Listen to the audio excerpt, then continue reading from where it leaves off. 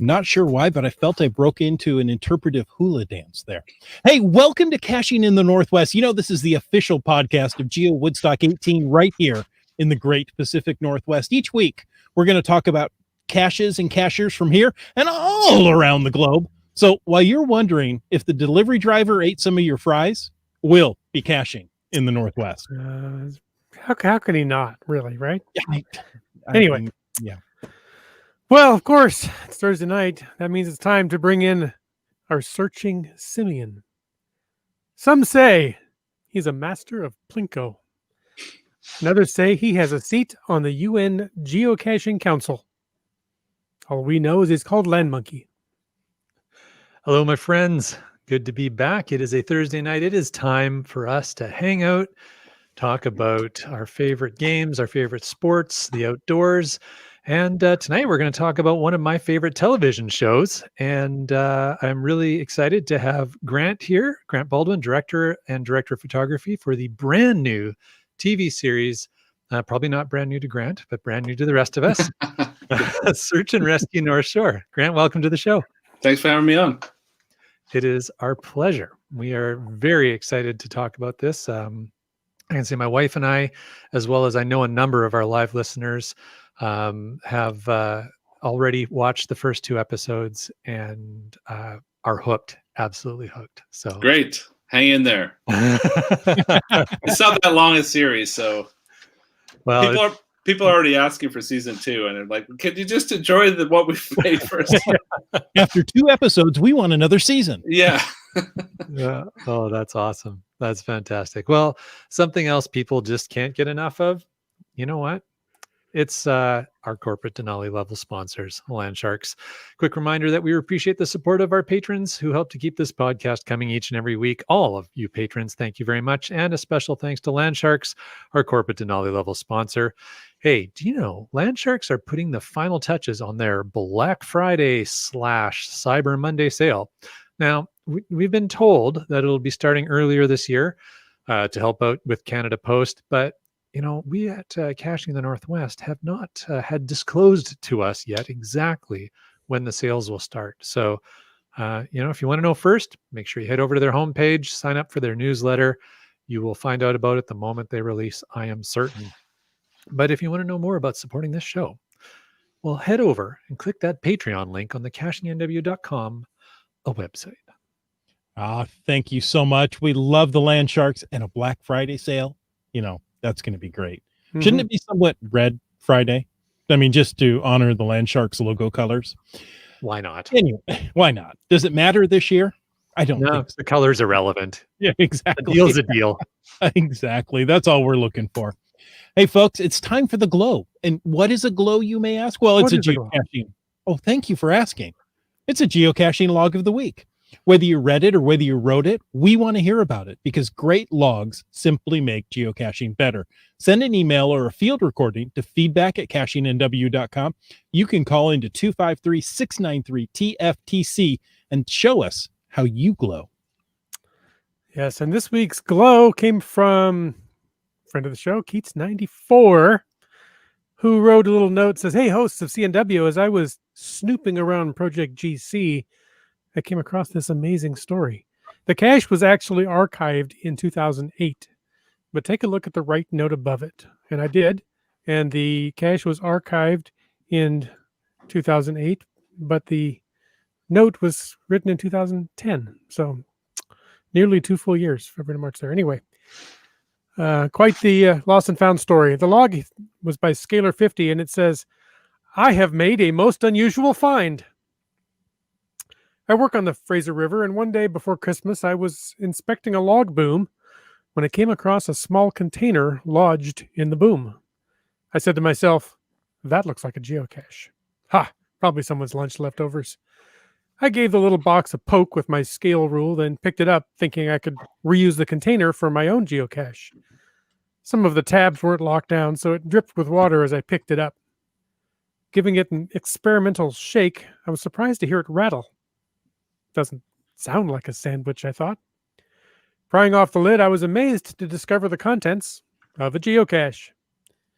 The container held a small red car, a rusting geocaching button, a focus on driving key fob, a colorful little ball, a small 911 Turbos coin, a small plastic bag, contents unknown, and a few surviving pages of a thoroughly soaked logbook. Nothing, however, identified the cache itself.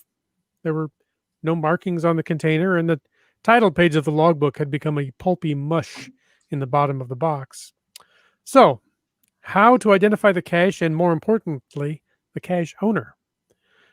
After allowing the cache and contents to dry out for a couple of months, I retired to the basement lab and, using equipment and techniques rarely seen outside CSI Miami, computing power rivaling that of Matrix and, yeah, not a little old-fashioned deductive reasoning, I have positively identified my discovery as Trans Mountain. That's GC1515C, which you declared MIA on March 30th of 2008. Now, Mr. or Mrs. Three Fish, would you like to have the cache and contents returned? We could meet at a mutually agreeable location, or I could leave the package someplace and email you the coordinates. Well, that sounds interesting. Also, and here's the burning question in my mind, do you think I could log this as a find? I don't see why not. I think he officially found it. I have overactive sharks. Yeah. Aren't most sharks overactive? Somebody left the sharks running. That was fun. That's a great story. That was a good one. Yeah. How often do you come across something like that?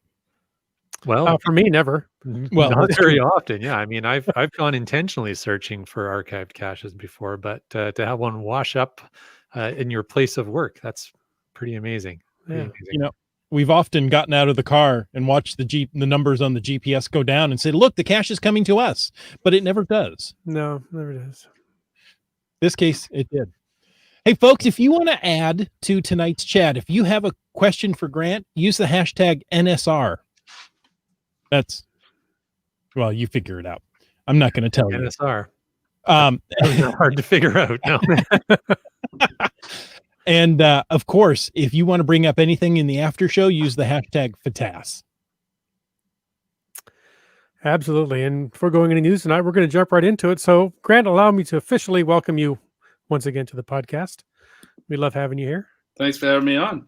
And we like the piratey cut of the jib of your production company name. So perhaps you could share with our listeners where you're from and a little bit of Pegleg Films. Pegleg Films, we're based in Vancouver, BC. And the story behind the name of the production company is really stupid, so I should probably make up something better. Would I? Yeah, we were on a sailing trip and we got capsized, and then we finally made it to land, and I found an 8mm camera, and I knew at that point that that's what we should call our production company, based around, like, you know, being the Caribbean, something like that. Does that work? Is that the story that you've now made up, or is that? I just made that up right now. Okay, okay, that's awesome. I love that story. Yeah, something about, like, pirates. Nice. Well done, Grant. Okay. Well, I can tell you, listeners of this show, many of our listeners and our live viewers and some of the hosts ourselves have had the opportunity to be big fans of North Shore Rescue for years. I can think back to a number of times we've had folks either from North Shore Rescue or Adventure Smart on the podcast. We're very keen about the work they do. And I can say personally, I've watched the first couple of episodes now. Really enjoyed my Tuesday night viewing last night or 2 nights ago. And we're really keen to share more about this new show. So maybe you can give our listeners a bit of an idea about what viewers of the Search and Rescue North Shore can expect to see when they tune in. Well, we approached it from the beginning that we'd we'd want to join the team on every call for a year. So we basically integrated into the team and followed every rescue. So because most of the time in media, you would see the end of the rescue or maybe them heading off on one. So what happens in between? And so our goal was to be there from the very start of a call and see it all the way through to the end. And what that meant going out overnight. But it's really important to be integrated and then film it from a verite perspective so that you're not intervening. There's no narration in the show. Everything you hear was on that call that day. Very cool. Mm-hmm. Chris, did you? Sorry, I jumped ahead. Grant, how did you come up with the idea of filming the show? The show. Oh, sure. Yeah. North Shore Rescue. Well, we were working on a previous film before this. It wasn't a TV series. It was a one-off documentary called This Mountain Life. You can watch it on Amazon Prime. And it's a multi-character documentary about people that interface with the BC mountains, whether they're for spiritual reasons, whether they're for adventure or to do art. And we were like, well, let's try and fit in a SAR member here. Let's focus on that. And as soon as we kind of opened up that can of worms, we realized that this is like a way bigger story to tell. The team's been around since the 60s. There's multiple members that are life members. There's 40, you can't just pick one person and tell the story of SAR. So that was it developed into a series from that movie. So there's no SAR in that movie because it wouldn't fit. I don't think it would do it justice. Interesting. Well, you're certainly doing it justice here. And you cover a variety of climates. I know there are some people down in the U.S. that think there's nothing but frozen tundra north of the 49th parallel, but you've got a variety of climates up there. You said you cover for an entire year. Is there one part of the year that you focus on, or just? No, I mean, they're the busiest in the summer, but most people remember the winter rescues because they're usually the most harrowing for the team, but also the survival window drops so dramatically. Yeah. That most of the time you hear about the winter rescues, and some people are surprised how busy they are in the summer. And I think that's going to be a big learning moment for people watching the show, is like the volume of calls they get, multiple calls at the same time. We had days where we came home in the summer from filming a search and we had 2 more to come that day. And we were like down to our last memory cards and batteries, just trying to keep up. No doubt. Yeah. We've got a couple of questions kind of related to what you're talking about right at the moment from our live chat that I want to jump to. We've got Dora Moore is asking, how much training did your film crew need before being allowed out with the team? And related to that, Gary's asking, did your crew go through the training with the new recruits? So yeah. So we filmed pretty much every training night for that year. We did our own personal side training. I have a backcountry experience. I'm a backcountry skier. I have rock climbing experience, but I haven't done it for years. So I went to a certain level with the calls of what I was comfortable with. Thank God GoPros were invented because they covered us where at times that we not only physically could maybe go into those places, but we weren't actually allowed to intervene in these tense situations. Whether it was episode 2, there's a spinal injury and there was no time to get a camera on scene. And so we relied on GoPros for that one. So that was lucky. We did some rope training. We had harnesses with us. We had avalanche beacons. We had micro spikes, shovels, probes, all the stuff that you need to carry with you. They were really, in a way, like we kind of felt like we were part of the team when we were out there. The more that we filmed with them, the more we became part of the team. And myself and my partner Ian, who's the other cinematographer that went in the field, we are team members now. We're resource members, so we assist the team if they need drone searches and things like that. Very cool. Very cool. Well, you've touched a little bit on my next question, but I'd love to hear some more about this. And again, having watched the first 2 episodes, one of the things that I have found most captivating, and you kind of touched a little bit on it with the GoPros, Mhm. but the cinematography in the first 2 episodes is absolutely, I find it stunning and immersive. Like as a viewer, I am right there. I'm in the thick of the rescue. Can you share a bit about how you guys determined to take those angles and film the show in such a way so that it's so impactful? Well, I think the most important thing is that we knew right from the get-go that the team had to give us full access. We had to be there on every call because, you can't watch GoPros for an hour. It just wouldn't work. I think you get fatigue from seeing the same frame over and over. So having a camera that was really important, and those cameras were also, we were doing sound, which is something that you don't really think about, but is really important. Getting these wireless mic recorders on the members that we're focusing on was really important. And being a camera operator, you make sure that those are running. You're checking them, making sure that everything's good. So the production quality is good. It's almost like you're making sure it's good. You can't trust a team member that's thinking about first aid to turn on a GoPro or turn on a microphone. You have to be there. So if we ever had to leave them to go on a rappel or go off on a time constraint helicopter long line, we would cross our fingers and hope that those batteries would last however long they were out there if we did have to go to the GoPro. We also then, after we filmed for the year, we went back and did Cineflex Shooting, which is heli on heli.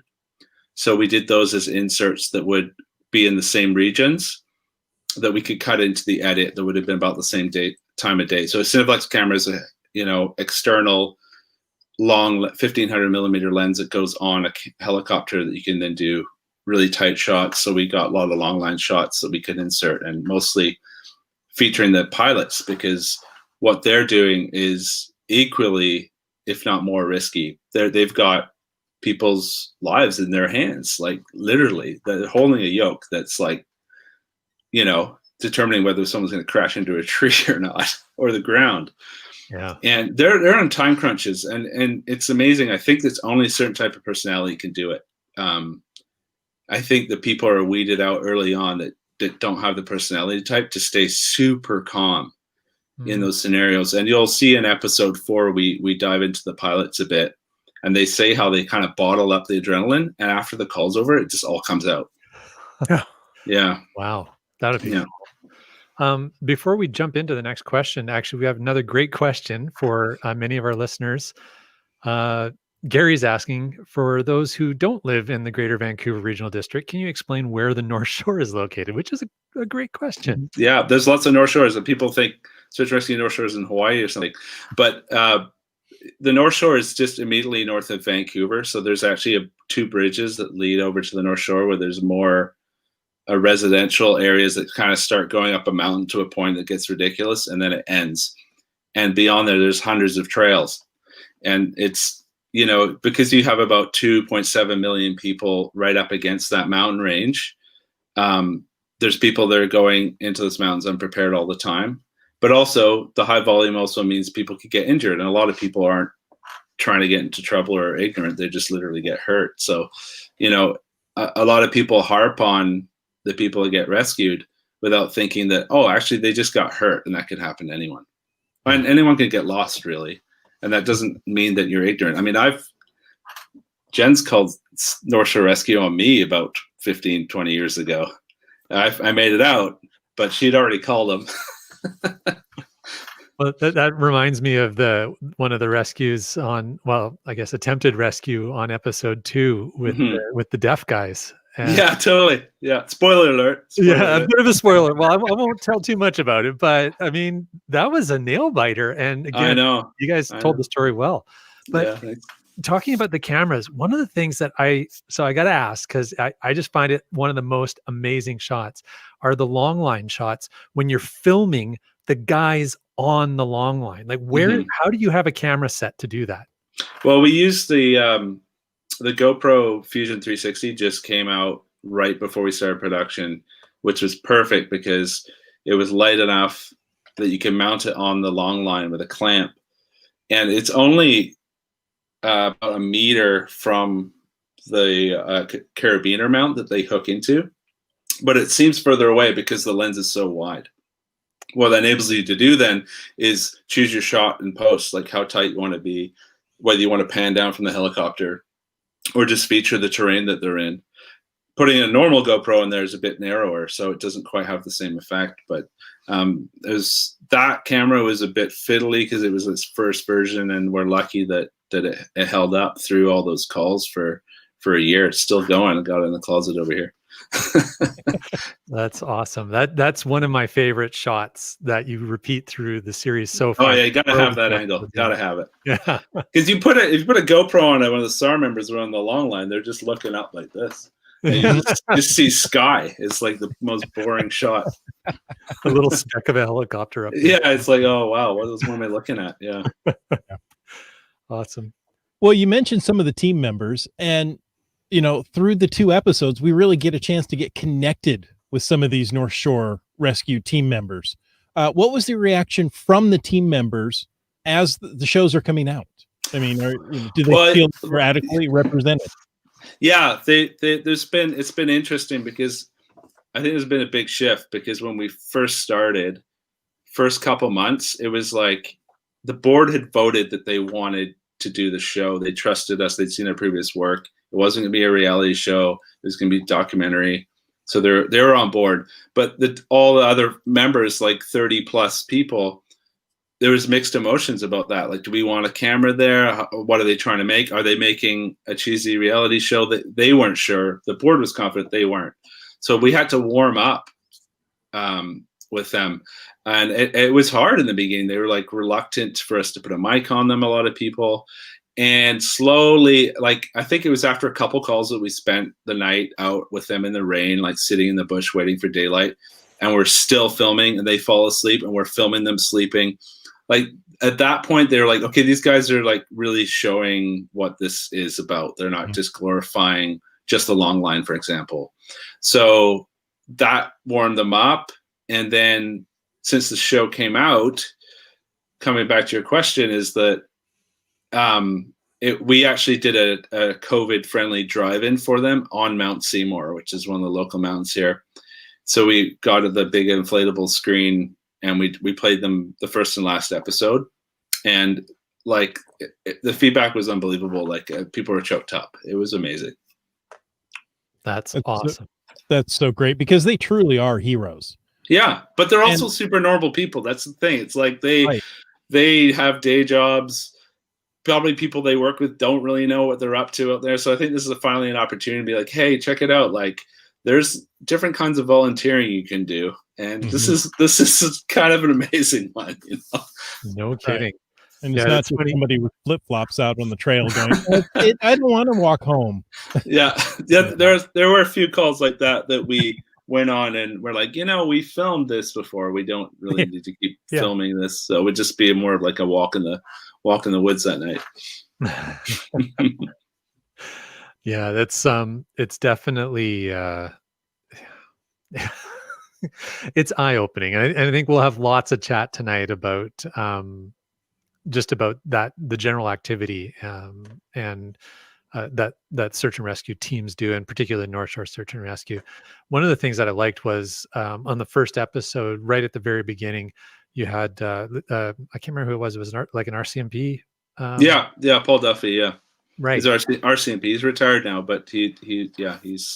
And he gave kind of a really good background, sort of introed the whole series, but also really explained what why does this group exist. And you touched on some of it, right? Like, you've got this many million people living right up against the edge of the mountain, or series of mountains, and huge backcountry, and accidents are going to happen.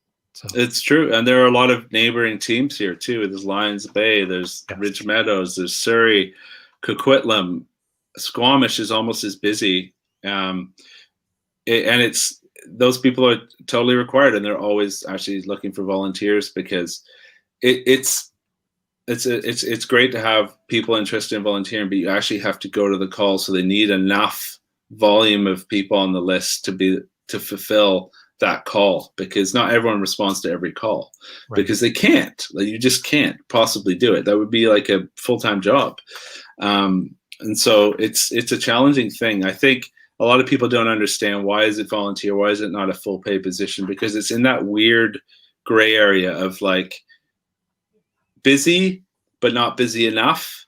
And then also, you know, like it's easier to run an operation when it's volunteers than it would be if it's paid. It gets really complicated, and a lot of people really want to go out there and do the work anyway and help. So I think it works the way it's going right now.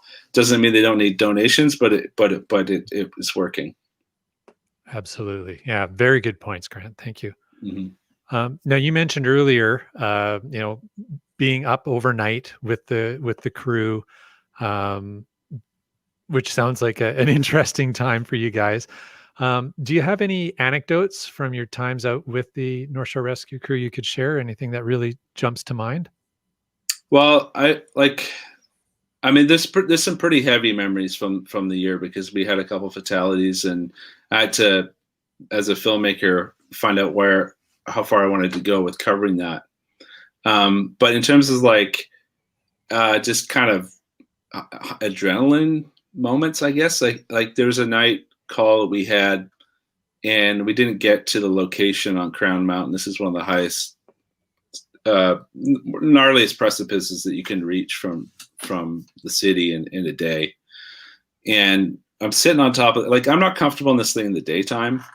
I'm sitting on this thing at 2 a.m. I'm sitting on the peak with one leg on each, like on the south side and one on the north. The team has decided to rappel down to where the subject is through this canyon thing. And my partner, Ian, is more comfortable on the rope, so he goes down there. I'm sitting up on the top, and they have to call in the military helicopter at this point, because right now NSARC is not able to fly at night.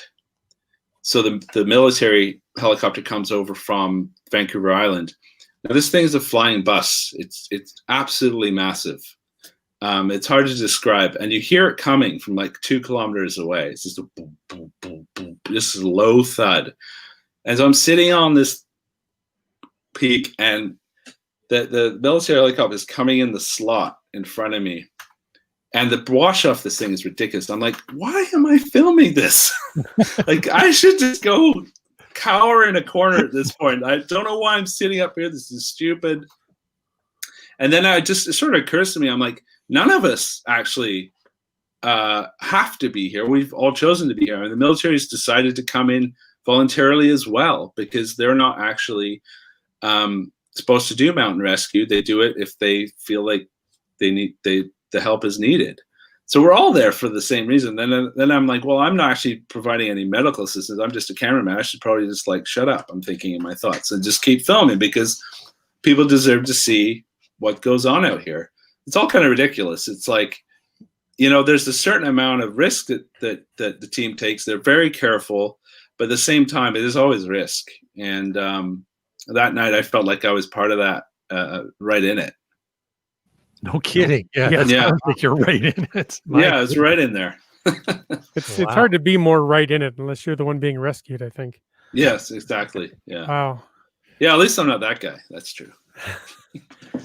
Now, you mentioned some fatalities, and to drive the point home that, what we're talking about here is real life and death risk. Keats 94 contributed that one of his coworkers fell to his death while climbing with another coworker on Crown Mountain there. Mm-hmm. So there were 4 failed belay devices, but it was NSR that heard his cries for help. Oh, that's amazing. But yeah, it's a real deal out there. You guys, they're doing great work. Mm-hmm. Mm-hmm. Yeah, I remember that call. I think that was about 6 or 8 months before that we actually started filming with the team. They had a couple really tough ones. They had a bunch of snowshoers that all fell off a cornice at once. 5 people, 5 fatalities.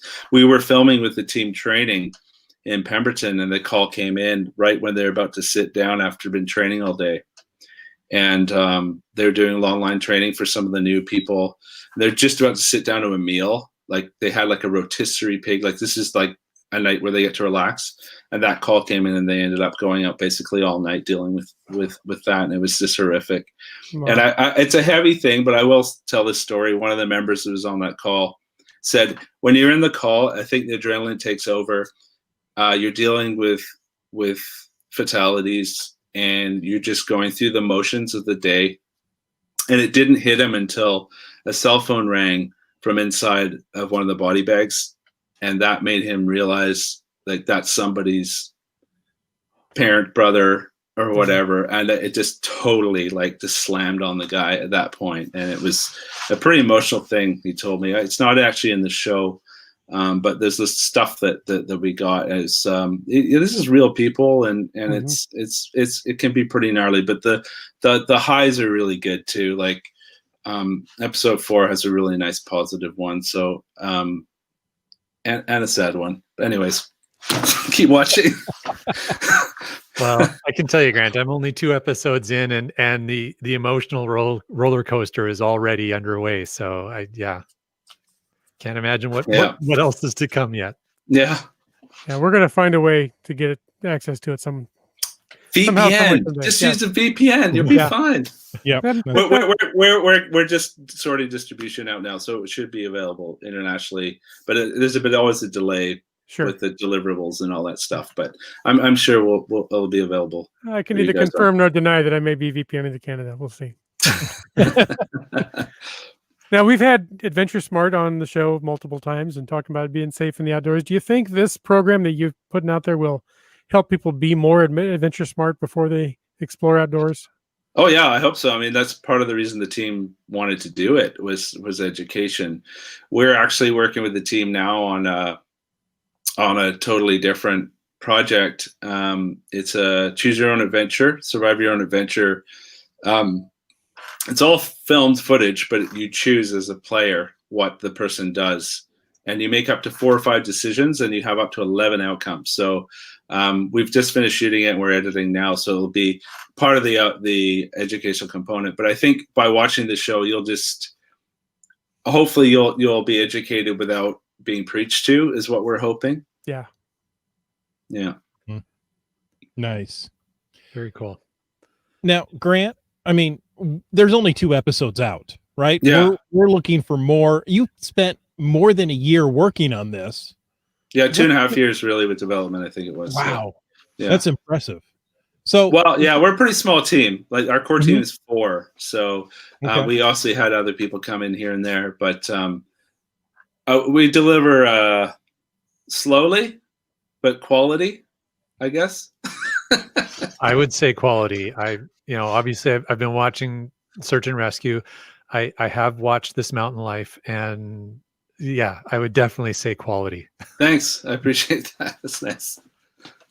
So you're probably already in the process of the next big adventure for Peg Leg Films. Mm-hmm. Maybe 2 or 3,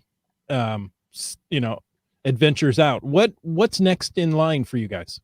Well, Jed and I are working on separate things on the next project. I think it's healthy for us as a couple. We're a couple, so I think it's healthy to have some space sometimes.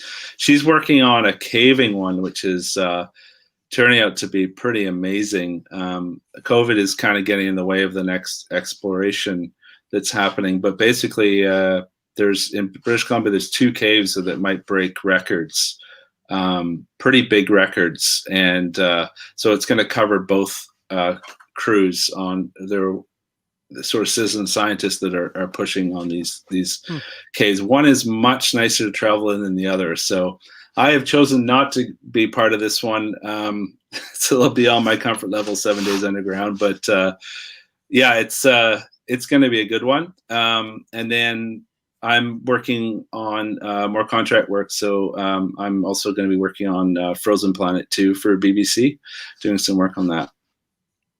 Wow, nice. Very cool. Yeah, both projects sound really interesting to see when they come to fruition. Yeah, we've got a lot of interesting questions that have come in from our chat while we've been going. So, Grant, do you mind if we roll through some of those questions? Yeah, for sure.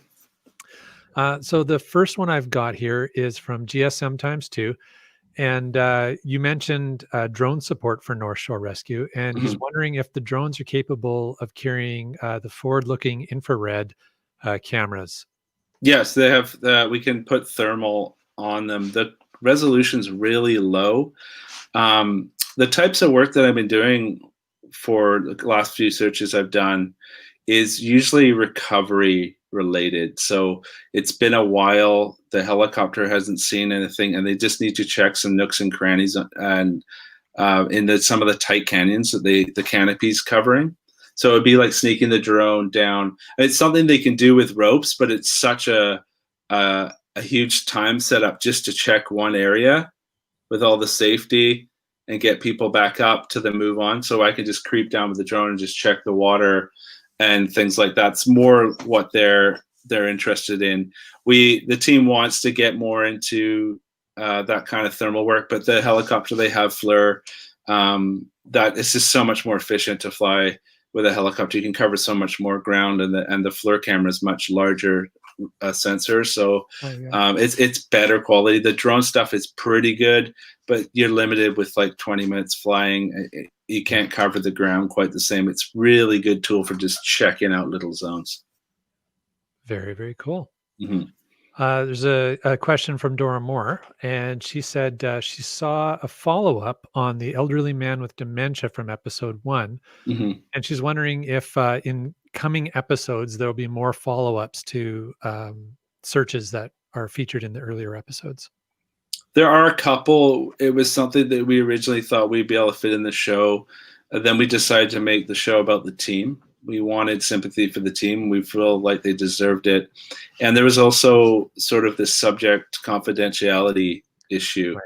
Do people want, it was hard enough getting permissions to show people in the show anyway. Follow-ups is another ask. But we have realized the value of that. We have reached out to a couple of the more serious calls, and they are interested in being covered. So we'll be doing more of a on our website, some kind of page where you can look up some of those calls and hopefully see some positive news. And for sure, there's some good stories there. Season two, we'll try and fit it in the show. we need a season 2. That's and right. I can just see you pushing in. Excuse me, before we give you first aid, would you sign this release form? Yeah. Oh, yeah. It was, that was actually a tricky thing because people are having the worst day. There's a camera guy there. So for the most part, I would just stay back and move in slowly. And then I would just quickly explain, like, I'm filming the team for the year, covering their volunteer efforts. I'm with the Knowledge Network. Most people who know the Knowledge Network here trust it. They know that they don't do cheesy stuff. There's no commercials. They know what the motivations are. There's a trust there. So that usually was enough for the filming of the event. And then, of course, we go back and usually have coffee with them or visit with them or talk to their people's families just to let them know what we're intending to do. Maybe they want to see a cut. We have to show them sometimes footage, and then they would sign off. And some of these people don't even speak English. So our editor, Josie, who's a freaking hero on this show, she's crushed it. She like speaks Mandarin. So she went and met with some people and told them what it was all about. Yeah, there's no way I would have got that signature. I tell you. I'm thinking about the ladies from the first episode. Yeah. Okay. Yeah. And I mean, that's the thing, right? Like, this is the stuff that we really want to get this message out. We really, like you said, like, people, when they hear about the Knowledge Network, they know it's going to be quality television, and hopefully people will associate Peg Leg Films with quality video as well, and storytelling. But yeah, I mean, I think really what we're trying to communicate, what we do through the podcast, obviously what you're doing with your work with North Shore Rescue, is to just help people be a little more aware before they go out. And I really like what you said earlier, Grant, that, you know what, it's not all about people who make bad decisions. Sometimes accidents happen. Yeah. That's why doesn't matter what you're doing. The most important thing is just letting someone know the region you're in. I mean, if you don't have a starting point, the odds of finding you is almost nothing. It's just not that people aren't found. And even if they have a starting point, it's still hard. So if you don't do anything else, like if you go out in your underwear, let us know where you went in your underwear. That's it. And folks, he's not far from the truth with some of the people I've seen at the trailheads. Yeah. Oh, geez. Keats had a couple of interesting questions here. I'm gonna spin them a little bit to be a little bit more about the show. But Keats was wondering which mountain tends to get the most rescues, and I'm wondering if maybe even from the show's perspective and your experience, Grant, from a year, what mountain did you spend most of your time on? It was kind of a toss up between Seymour and Grouse Mountain. Grouse Mountain has a skyride access, so it gets you up, not alpine but subalpine pretty quick, so that's a problem. And then also you can drive up Seymour pretty close to a very easy trail that's easy to lose. So those were kind of like the main. Dog Mountain is off Seymour. That one, Crown Mountain, was a big one, mostly because it's sketchy and easy to lose your way. But also the team actually sweeps the Grouse Grind every night. It's open, which is a famous hike. You guys all heard of the Grouse Grind? It's like a steep 1 point whatever kilometer trail, but it's like over very few meters, so it's like ridiculously steep. So they actually send a member every night to make sure there's no one stuck on it, because they got so many calls from that thing. They're like, we might as well just sweep it closed, because then it's gonna be less hassle than trying to go find this person when they wander off the side. Right. Wow. Yeah, and the grind has been closed most of this year with COVID. So. Yeah, I think they had an open window for a bit. They usually shut down in October because of the snow starts hitting the top and no one knows that it's snow up there, and they get into trouble. But it's like a famous thing. You time yourself on it. Like if you're really fast, you can do it in like 45, 50 minutes. You know, the world record's like 23 minutes or something ridiculous. But some people get stuck on it for like 3 hours. So they decided to sort of mitigate that call volume, which was a really good call, I think, because we know when every time they sweep, they go over the radio every night, tell how many people that they cleaned off the trail. So it would be like every night in the summer. Oh, wow. Wow. Yeah. I didn't realize they did that. Assuming that they, like, you know, not all of them would lose the trail, but a good majority of them probably would. Yeah. Yeah. So it wasn't just out of courtesy. I mean, they were actually finding people on a regular basis. Yeah, well, yeah, it was so common that they had to do that. Okay. And, you know, it's just with the population growing, it just made sense to sort of mitigate that problem there. Crazy. Amazing.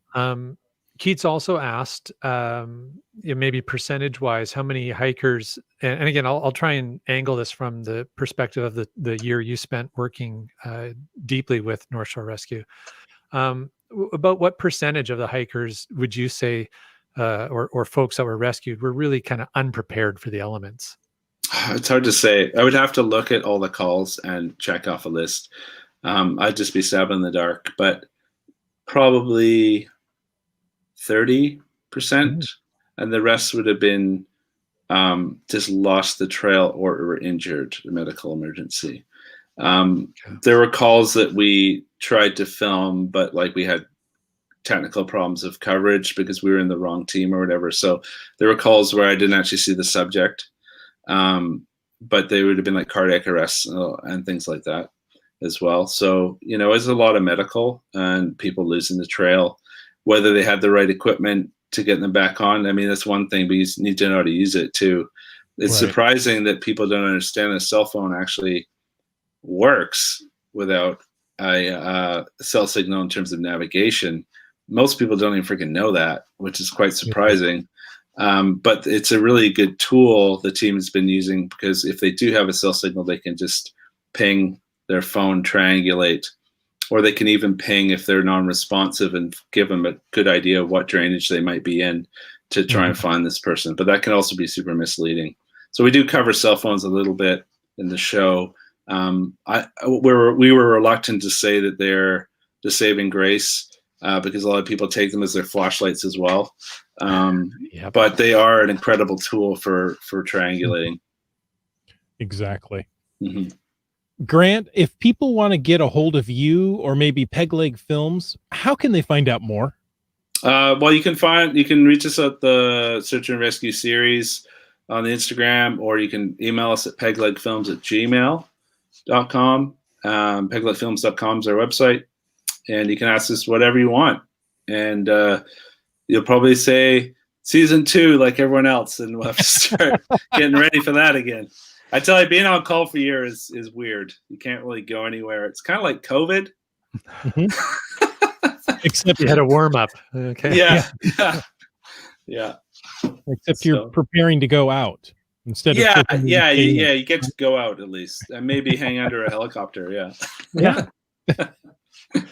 Were you ever actually one of the folks that was hung suspended under for a long line? Most of the time, I would be able to just ride inside the helicopter.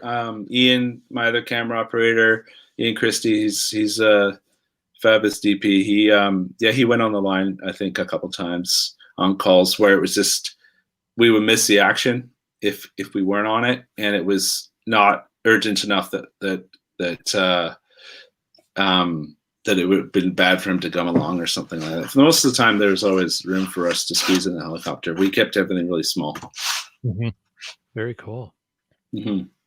All right, I want to find the website and start asking for season 3 just to be ahead of the game. Oh God!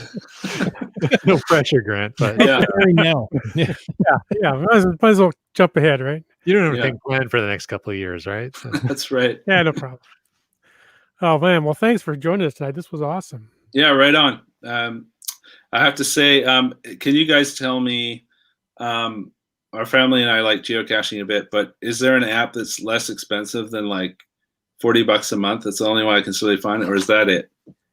Oh, there's lots of options. Mm-hmm. What do you guys recommend? Well, if you're just getting started with it, I would go with the official app to get started. That is a great one. It's geocaching.com. They'll call it the official app. You don't even need to get the premium membership initially.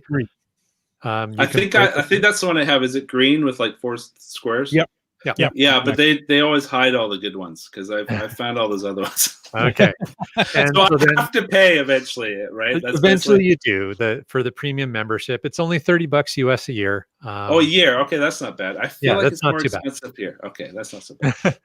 So that's like, I don't know, like 90 Canadian a year, but it's with the conversion. But no, seriously, it's definitely that's probably a great place to start. And then, are you on an iPhone or Android? iPhone. Okay.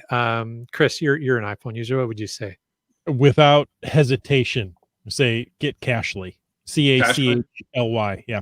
I want to say it's $10. Maybe it's a year. No, once. Oh, really? It's an app. It's just an app. It's by far the best app for iPhone. Okay. Yeah. Somebody correct me on the price. I don't have the price in front of me, and I got it so long ago. And it will do everything you need it to do. You may never have to go back to the webpage again. Okay, I'm going for that one. It's a good price. You still need the membership at geocaching.com to use either app. But... Oh, I see. Right. Okay. Yeah. So they'll get the you. official app, the geocaching app, is good.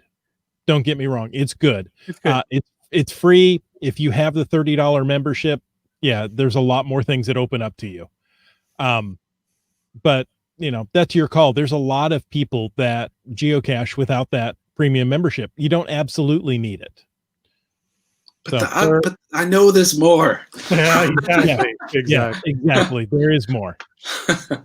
And it allows. I thought it was $30 a month, so that's my problem. So $30 a year that's totally reasonable. That's what most people end up doing. $30 a year, you get access to everything that geocaching offers. Mm-hmm. If you want to use an extra app on top of that, you're welcome to. Done. Awesome. Cool. Yeah. Well, Grant, thanks, guys. Absolutely. Yeah. We look forward to having you back on the show at some point, whether it's to talk about season 2 or whether it's to talk about the cave project, which sounds pretty darn interesting. Yeah, totally. Sorry, Grant, I had to do it. Can I just enjoy this moment? Yeah. I know a lot of folks in our chat were already trying to take guesses as to which cave system it was that you were talking about. So. Okay. Oh yeah. Well, there is known. They're both no. One of them is not, so I can't really talk about it. But one of them for sure, you know. But it's going to be interesting to see what comes out of that. Hopefully, no one gets hurt. And it's a scary thing underground. But I'm so glad I'm not down there. I can just give. I'm just giving creative advice on that, which is really nice. Sounds like the best way to do caving. Yeah. Yes. Looking at the footage. Oh yeah. Yeah. There's caving I like, and then there's this kind of caving, which is pure misery. So yeah. I'm assuming it's like taking the scuba tank and everything. Crawling on your stomach for 2 kilometers doesn't sound very fun to me. No, that's not a lot of fun. Yeah, that doesn't sound like fun. No. All right. Well, Grant, thank you so much again for joining us. Thank you all our listeners. Hope that you guys hang around for the after show. And, tune back in every week. We've got more great shows coming up. I mean, I don't know how we're going to top the last 2 weeks, but we'll find a way. So there's more great shows coming up. So folks, pay attention and follow us. And of course, this is the point where we always want to take a moment to thank Landsharks, our corporate Denali level sponsor. Landsharks.ca is the outdoor adventure and geocaching store. Check them out online. And remember that they're shipping online orders daily. That's right. And folks, we also want to thank our faithful Denali level supporters. That's Landsharks, Team Squirrel, Groovy Owl, and Cashly. If you want to know more about supporting the show, find the Patreon link. It's on the left-hand side of the CachingNW.com website.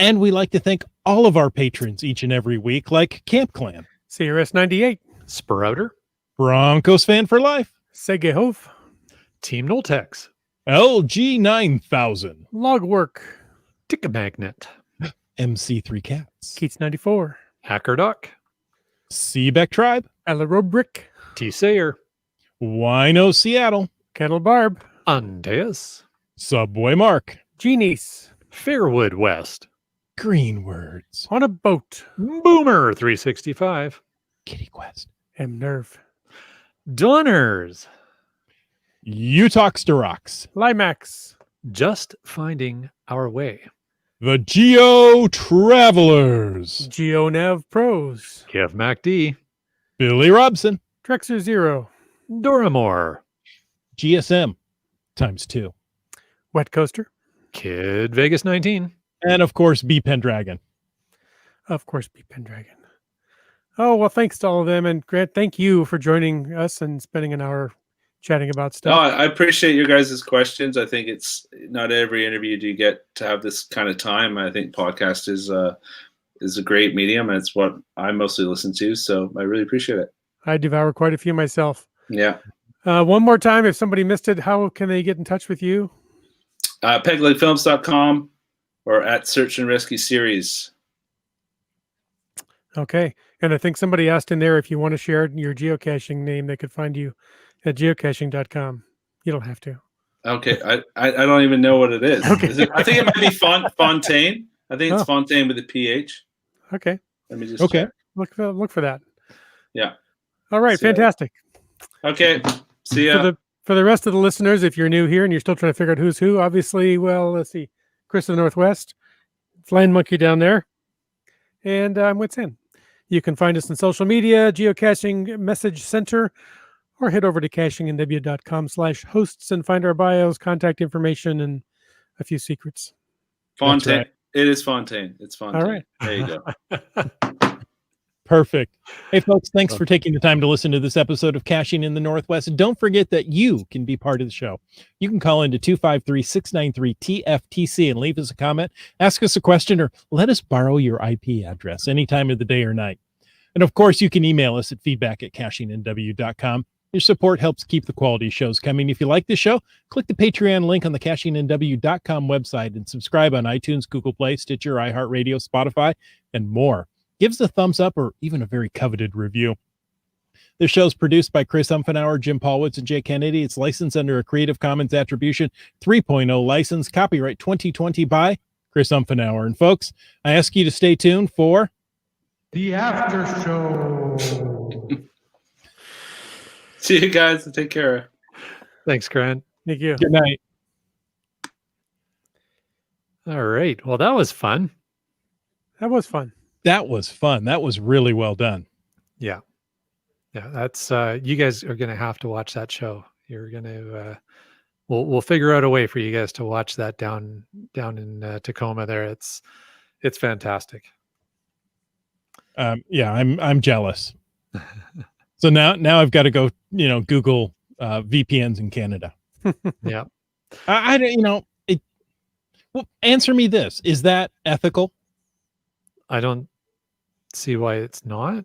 I don't know. Maybe I I'm don't know using if it is. I need your help, guys. Is it, I know I'm working around a system that's put in place for a reason, but Well, I mean, if you're not doing it for I'm not doing it unethical for reasons, yeah. it's exactly.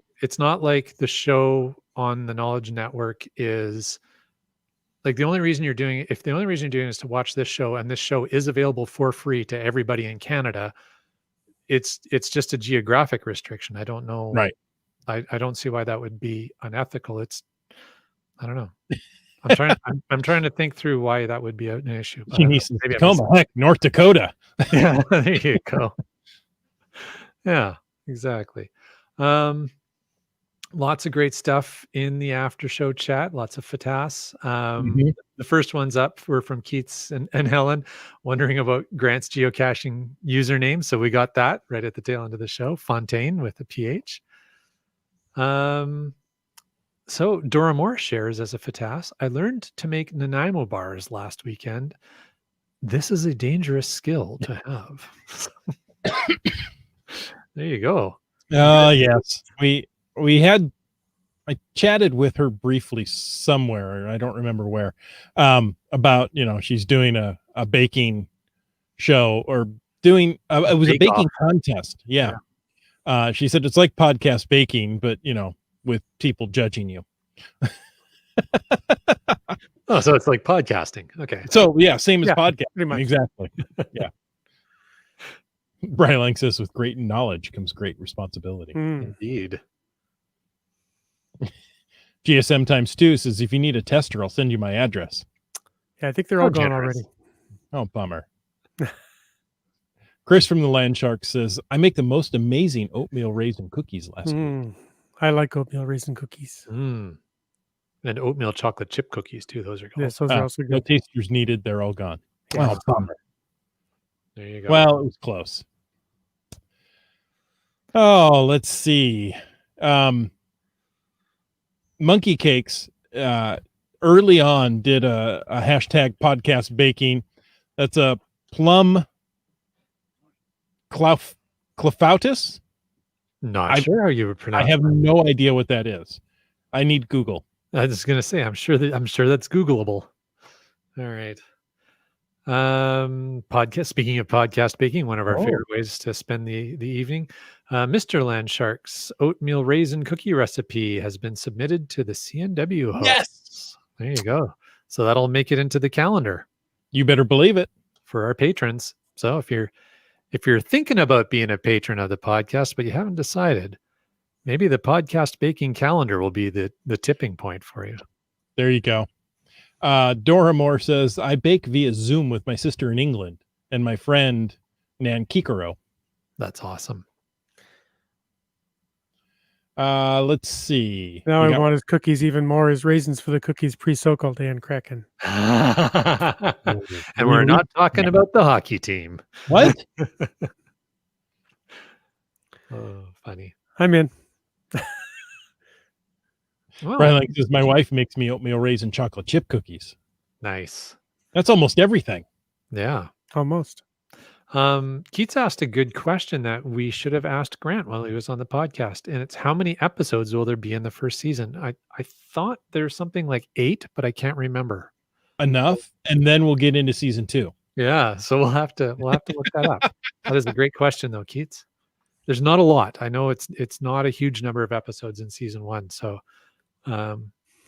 if you do miss them and you want to binge them later, it's totally doable. Nice. We got a fatas from Donna here. She wants to know, have we named the baby yet? What's the update on the name of the baby, We Chris? have not. I'm waiting on the Winos family to approve the list of names, and then we'll put them up for a vote. Okay. All right. So stay tuned. Coming soon to a podcast near you. There we go. Clefautus is a thick custard that's similar to flan in texture. It's usually made with cherries, but other fruits can be used. Well, there you go. I had no idea. Look what new thing we've learned tonight. Mm. This is something I learned today. There you go. I was today years old when I learned what Clefautus. All right. Well, I think we've run through everything in our FATAS. What do you think, guys? think I we think have. so. Yeah. And we learned Clefautus. And we learned I about hope that. I'm pronouncing it right. If And- not, I'm right. And we learned all about North Shore Rescue. North There you Shore go. Rescue. Fabulous. Folks, thank you for joining us. And until next week, get out, but get out safely in the Northwest.